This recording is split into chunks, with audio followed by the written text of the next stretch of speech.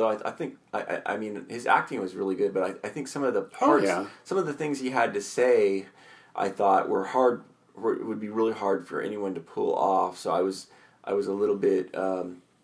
I guess I can't quite think of anything, but it seems like I know. Well, because he was kind of a lot of what he was saying was, I mean, he was kind of cast. You know, the first two movies. I mean, the first one, A New Hope and Empire Strikes Back. There's definitely a lot of humor in them, and they tried to keep that in this movie too, and he and it seems like maybe my memory is not serving me well here, but it seems like there's a lot of he's a vehicle to bring out a lot of humor, and maybe I'm wrong on that, but for some reason when I think about the humor in A New Hope, I tend to think of some of the scenes that he was in, but I just no, it didn't seem to work. The humor didn't seem to work as well as the first two movies, although it wasn't horrible or anything like that. But again, I mean, that's not his fault. It was really the lines that he had. So I mean, from who did you were talking about again? Well, okay, the Finn. Finn's you're talking about the Force Awakens. Yes, in A Force Awakens. Yeah, because he's just been in that movie right now. Yeah. I guess I'm thinking. I guess I'm not being clear, but I'm trying to say that the movie, the humor in the Empire Strikes Back and A New Hope,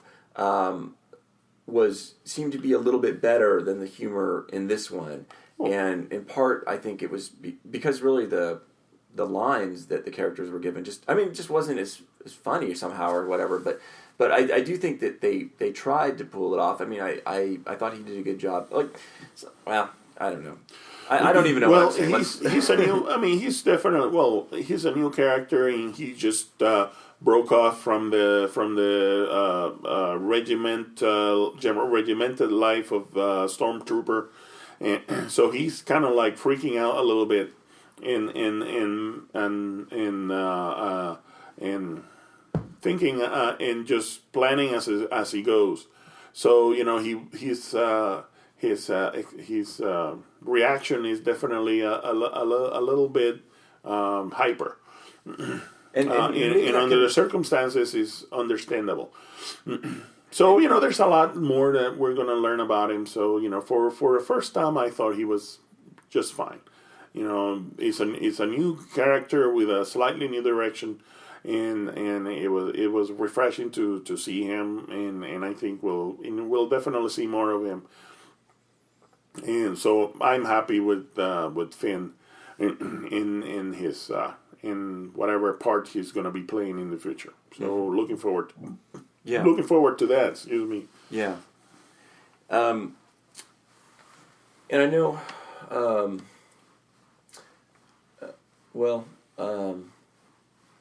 It's for me, I guess I think A New Hope was maybe. I definitely like the first two. I definitely like Star Wars and Empire Strikes Back a lot better.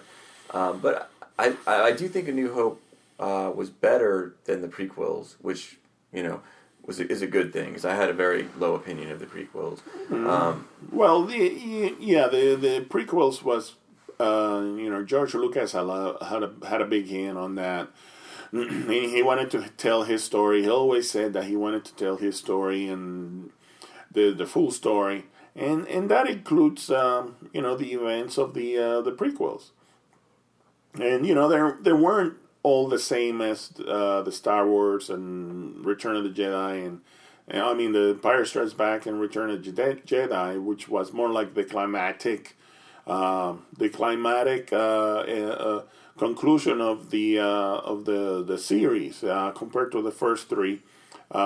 The Phantom Menace, the Attack of the Clones, and Revenge of the Sith. Thank you. Yeah. And which was more like the build up to the events of the New Hope, Empire Strikes Back, and Return of the Jedi. The first three were supposed to be the prequels, building up to that. The creating the backstory that he didn't get a chance to tell with the original trilogy. Yeah. So it was a bit of a adjustment to make for the viewers, but and I'm not completely, Jar Jar Binks. I don't know, but we're all gonna have to live with him, and the very long Senate procedures and all that. Politics is boring. So, but it was important to the creation of the empire and the creation of the environment that the original trilogies enjoyed or reveled on. Until the conclusion. Well, one thing. Before I say this, I just want to say, one more thing. I just want to say this. We were talking about the characters for A New Hope, and one character we didn't mention was BB-8, who I think is a very cute character. They really nailed him. Force Awakens. Yeah. Sorry. Force Awakens. You're right. BB-8. It was a very.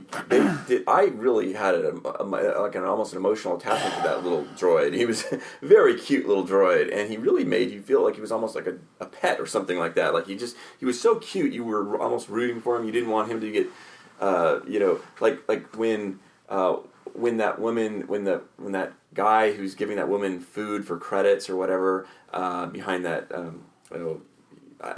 He's not human, but she's giving him things, and then he gives her food in return. He says, "I'll give you 60 food pieces portions for the droid," and then the look on this droid's face is so, or not. I guess he doesn't have a face, but the kind of the expression that he gives off, it's just so. He's so concerned, and you really feel sorry for him, and you're so glad that she doesn't take him up on his offer, and that she actually keeps the droid. And so I thought he was a great character. But let me just talk about you talked about the prequels and that this led up to obviously the way George wrote them being prequels. They led up to A New Hope and Empire Strikes Back and stuff. But when I was thinking about this, I actually was thinking that in some ways I think you could. I mean, obviously George Lucas wouldn't agree, but I think I could argue this, and maybe that maybe the whole thing would be better saying less. I mean, to have less, to not have the prequels at all. Too late. It's too late, but really, I mean, it maybe, I think that sometimes explaining too much, can be a negative. I mean,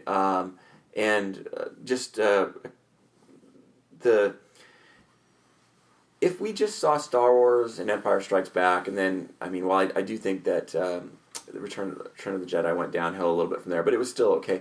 If we just saw those three movies, and then maybe movies that happened sequentially after that, no prequels, I think I would have been just as happy, if not more happy, because the prequels, in some ways, there are certain things that he explains that almost takes the magic out of the movie. And I think you mentioned the midi-chlorians.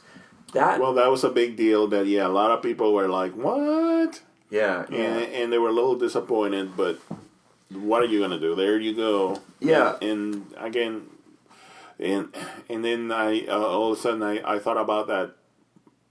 Nobody's really said if there's a connection between the midi-chlorians and the birth of Kylo Ren, but again, that's for the future. Go ahead. But do you like the explanation? And I guess that the Force isn't even fully explained by just referencing the midi-chlorians, but do you like that or would you rather? Well, I think people like more the mysticism of the Force when it first. It's all, it surrounds it, is between, it binds us. surrounds us, etc. Yeah, but then all of a sudden they reduced it to these little organisms that in your blood. But then again, maybe that's how you can sense the force. If you didn't have the midichlorians on your blood, you couldn't sense it. But then again, I guess it shifted the force as being an entity into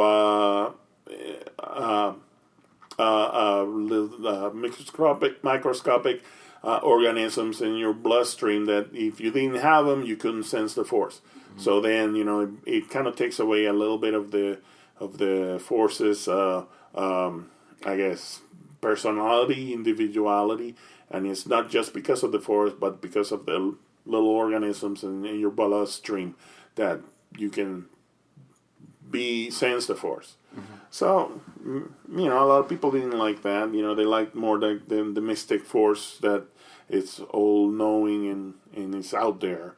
And I guess I was one of those people because I think he, when he, for me, it was almost taking this. I think you hit it right on the bullseye. I mean, it was just like this mystic type of thing that was a mystery.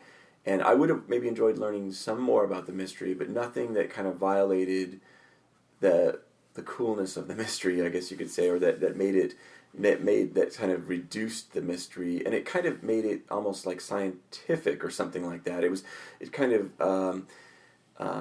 although I'm not really sure, like if I had to, like if someone put me in charge of explaining the force more fully, I don't really know where I would go with it, and that's why I almost sometimes wonder maybe it's better just to stop and not go into detail and just let it exist in this kind of hazy area in your reader's mind where there are no good answers about exactly what it is, and because what he did with the midichlorian, it kind of pushes the question back to, okay, now who are these midichlorian? And also I think that kind of falls into a mistake of making something more interesting than the characters on the screen. Now it's sort of like, well, then maybe we should be focusing on the midichlorian, instead of like the actual characters, who are these things? But of course, we're not really that interested in them because they're just like microscopics. What are they? Yeah.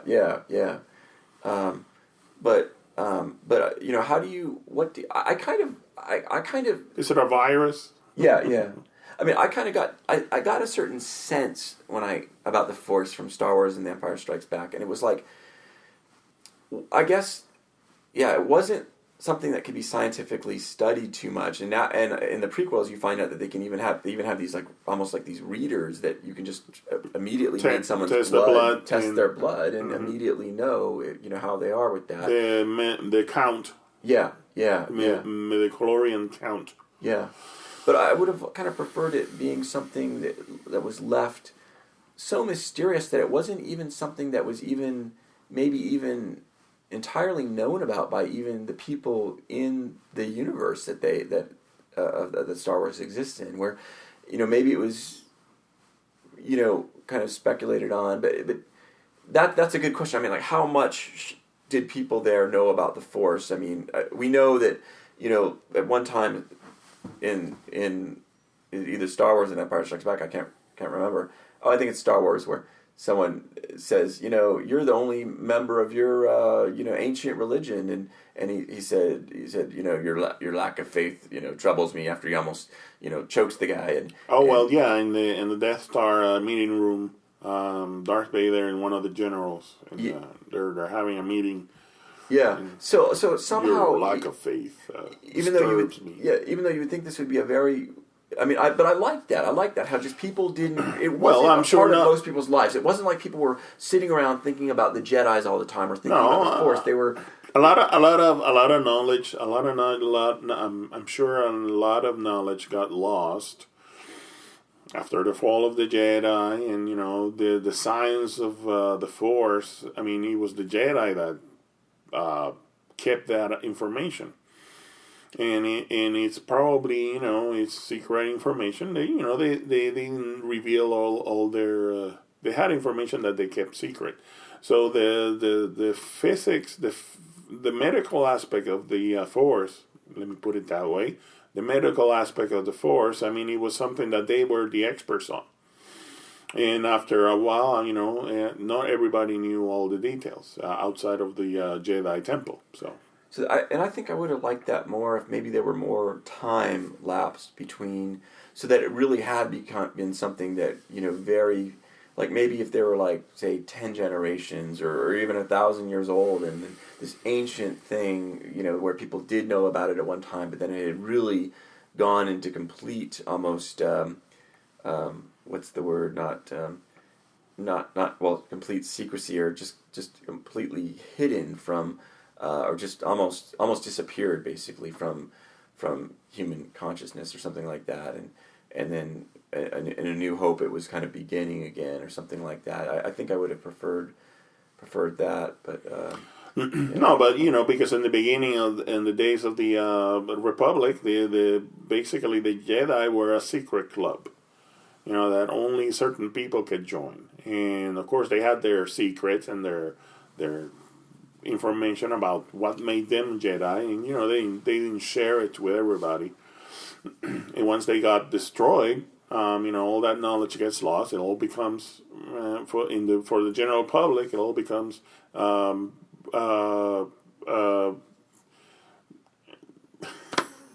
it all becomes urban legends and theories about what made the Jedi and what they were. So, and I wish that maybe would have been brought out more, because I could accept that a lot more, and I could have gone along with the midi-chlorians more if that would have by the time. Yeah, because I think that makes sense what you're saying, but I didn't really even think about it honestly that much. And by the time the New Hope comes in, it's been a few decades. After that, the fall of the Jedi and all that knowledge, the Force once again becomes mystic. This unexplainable thing that happens, and everybody else that becomes in contact with it, they see it as like Han Solo said in the New Hope, a kooky religion or something like that, strange cult. Yeah, something like that. So. Yeah. And I know that, and I think that, Ben Obi-Wan Kenobi is referred to as what's his name? Luke Skywalker's uncle, Lars, or says something like, that old wizard, and so it's sort of like elements of fantasy, are brought in where, Obi-Wan Kenobi is described as a wizard. I think in another scene, someone describes hermit. Maybe they call him a hermit. A hermit, yeah. And then someone describes either him or people who are doing the Force, who are Jedi. They describe them as sorcerers or something like that. And so, yeah, that it's kind of, there's a certain fantasy element that it kind of touches on. But let me just ask you, what in terms of Star Wars, and in terms of A New Hope, when I say Star Wars, I always think of that. That's what I call the New Hope. But it's A New Hope and The Empire Strikes Back. Where would you put them in your kind of list of great movies? I know because I talk to Carlos a lot about movies, and I know that I think Blade Runner is your favorite movie, as it is mine. How far up there is Star Wars, and so is it in your top 5? Is it number 2, or is it even in your top 5 at all? And also, how close is it to Blade Runner? I know they're like apples and oranges; they're completely different types of movies. But if you had to compare them, what would you say? Well, they're on my bottom 10, top 10. Okay, so in the top of the bottom of my top 10 movies. Okay, Star Wars and Empire Strikes Back are both okay, and both kind of in the lower 10. You're saying, right? Okay. So, well, by the way, I'm just curious. I don't know if you can tick them all off, but like, what are some of the other ones in your top 10? Well, Blade Runner, of course, it's gotta be the number 1 for me. The original director's cut of the Star Trek the motion picture.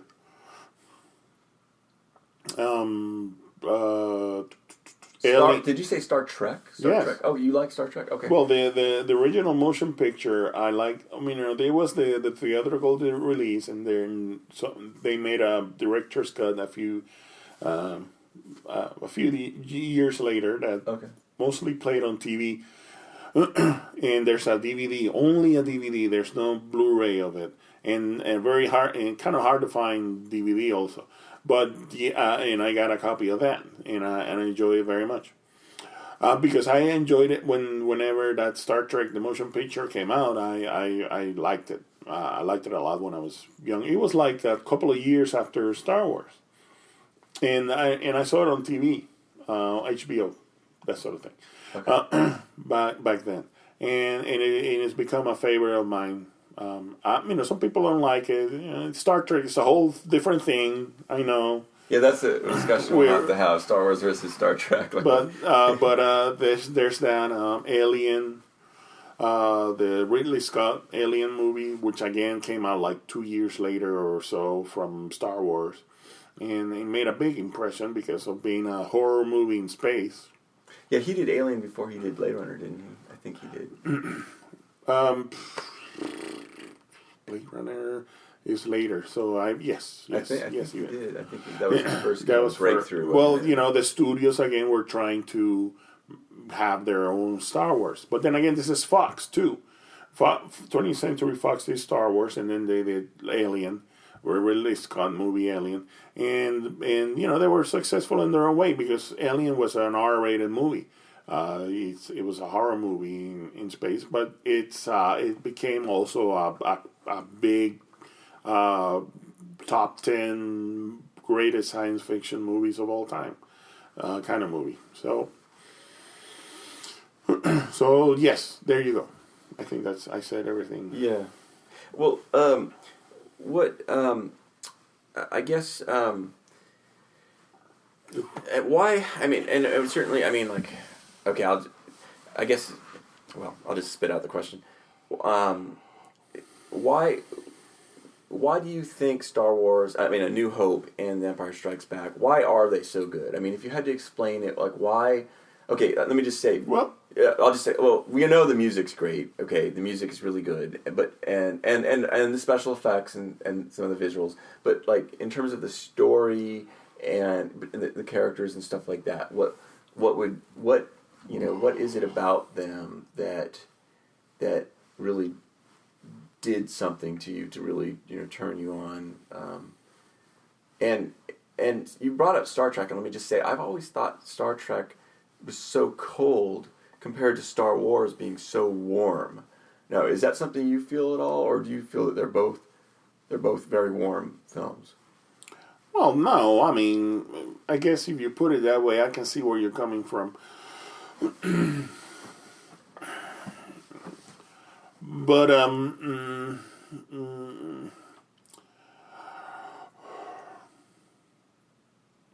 well, the New Hope and Empire Strikes Back. I mean, right now it has a lot of nostalgia value for a lot of people. I mean, at the time, the New Hope, Star Wars, the original release in 1977, it blew everybody's mind because it was like very few movies that anybody has seen before, and especially in the science fiction genre. the special effects, and they had everybody at the opening. I mean, all of a sudden you got the big shot of space, the camera panning down to this planet, and all of a sudden from behind you comes this huge ship that flying by, and then followed by an even bigger ship shooting at it, exchanging fire, and then this thing keeps going and going and going and growing bigger, and all of a sudden, boom, the back end of it, and boom, everybody was blown off. Their little minds were exploded, and from down on, it was they had them, and the story didn't disappoint, and you had the young hero rescues. Running away from the enemy, and then a very dark figure of a villain, and a big empire, and two comic relief characters, the androids, and people were like really, really impressed. And then of course they had this big climatic the Death Star attack sequence and destruction, and again, boom, blown their minds. It was like nothing they had never seen before. and then the movie just carried on with the they wanted to see the characters again and visit the universe, and The Empire Strikes Back came out, and boom, everybody was very happy. And then Return of the Jedi, well, we couldn't wait, and we went and seen it too. So it and then it built up a big following and a mystique, and the fans were very, very devoted. And not everybody saw the movie. Not everybody in the currently. Some people don't like it even. But right, and they haven't been exposed to it as such. It was a big deal. It was a big popular culture phenomena for the 70s and the 80s and the early 90s. But it took some time before things got caught up again. And then right now with the Force Awakens, you have the nostalgia market that they want to go back to those characters and see the story further told. But they had a job to do to introduce it to new people. That whether they were going to watch this movie for the first time. It's not the first, but it doesn't have the same impact as the original 1977 release.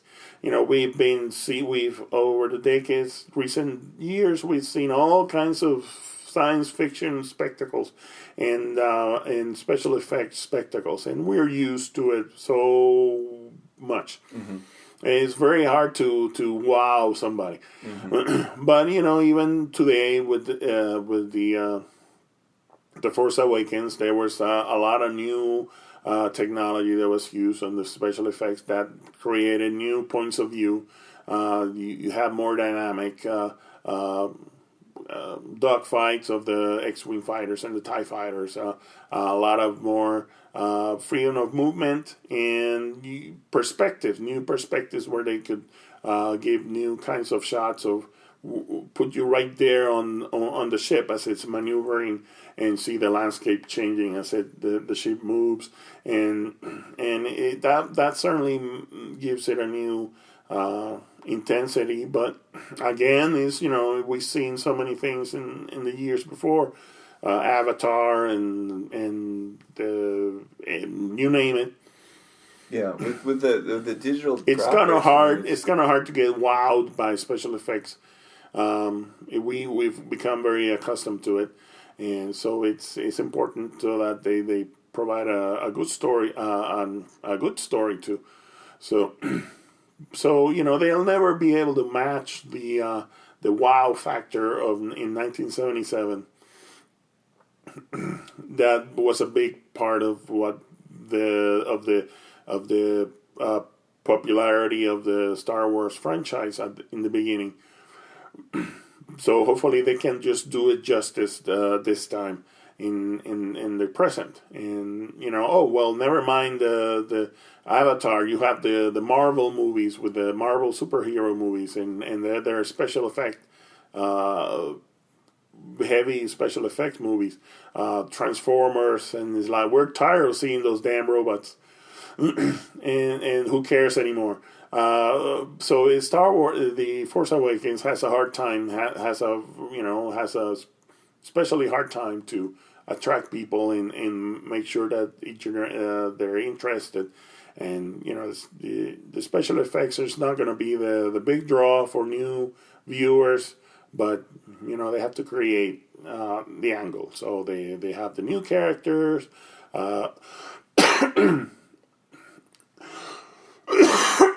Excuse me, and female lead, an African American actor, etc.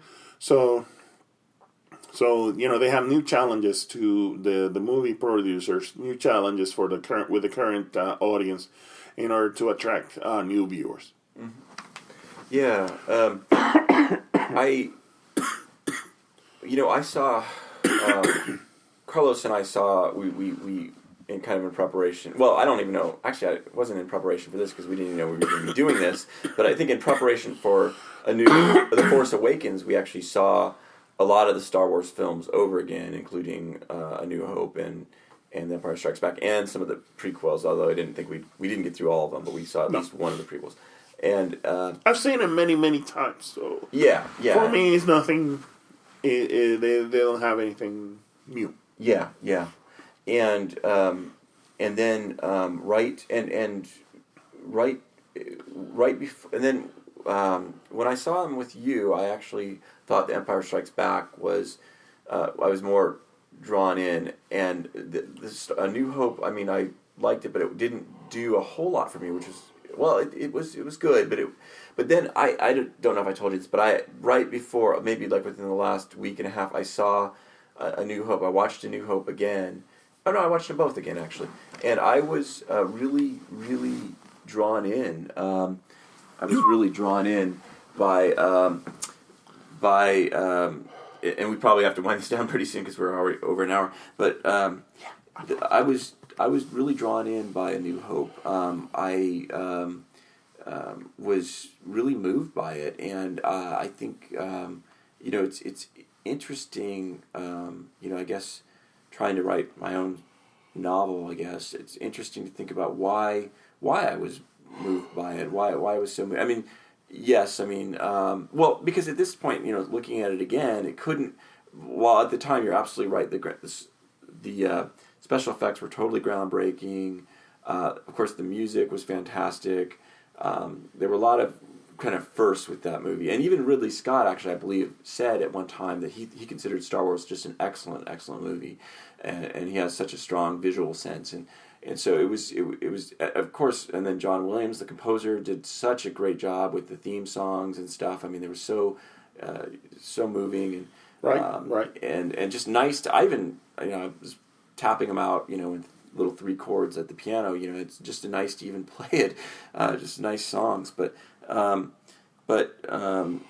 it's. The story itself is really very very moving. I felt very warm, and very warm after watching it, and it really it's interesting how he managed to do that. I kind of formulated some theories about how he did it, but it's complicated kind of to go into those, but one thing I will say, just comparing Star Wars to Blade Runner, and they are so different, but Star Wars reality, I'll say reality is kind of truncated and kind of clipped, intentionally so. It's not as, so it doesn't mimic like reality to like the nth degree as much as Blade Runner does, and I'll just give an example. One example, and I believe this is in The Empire Strikes Back, is when Han Solo. It is in The Empire Strikes Back.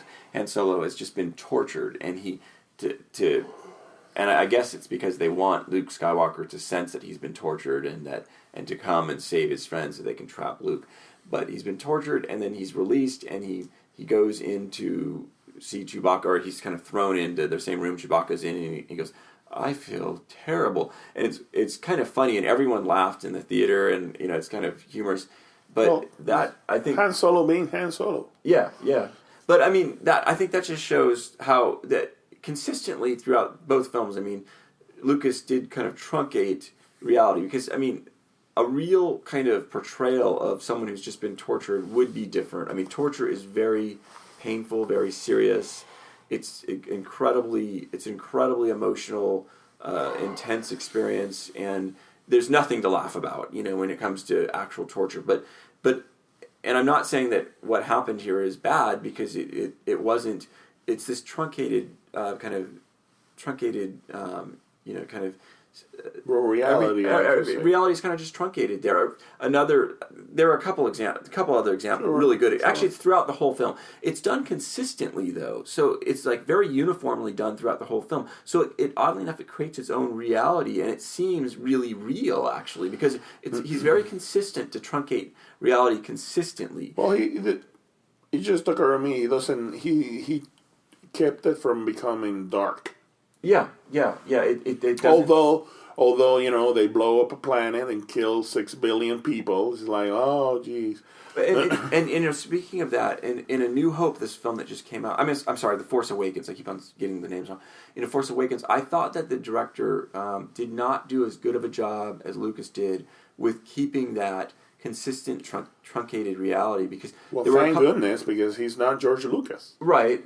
But there were some, he kind of mixes things in a way that I didn't think were as good. Like, for example, there's one scene when the stormtroopers come down to the planet and start killing people, and they're trying to get that pilot who has put the information into BB-8, and it's a little too dark, really, and it's almost like socio-realistic at that point. Like, you're seeing actual soldiers killing people, and whereas I think Lucas might not have shown that happen. No, it's definitely a new step, a different step in a different direction there. Definitely, and well, it's to be expected. I mean, I guess they're showing the well, it's not the Empire anymore, but the New Order, not the New Order, the First Order, as being and the people behind it as being ruthless, and they were ruthless. Right. They massacred the village and on the orders of Kylo Ren, and that was pretty dark. But but I think that but Darth Vader somehow comes across as ruthless, but not ruthless. Oddly enough, like he's not like sick cruel. You know what I'm saying? He's sort of like, he's cruel in a way that makes it seem almost forgivable. Let's not forget that Anakin, when he betrayed the Jedi, he went to the Jedi temple and he struck down younglings. Yeah, well, okay. With his lightsaber. I mean, they didn't show it, but it was, of course, he struck down younglings with his lightsaber. So, okay, I had kind of forgot. Yeah, and and that's interesting. I didn't, that was didn't think about the darkest that the original Star Wars has ever been. And that was the third prequel, right? The third in the prequel.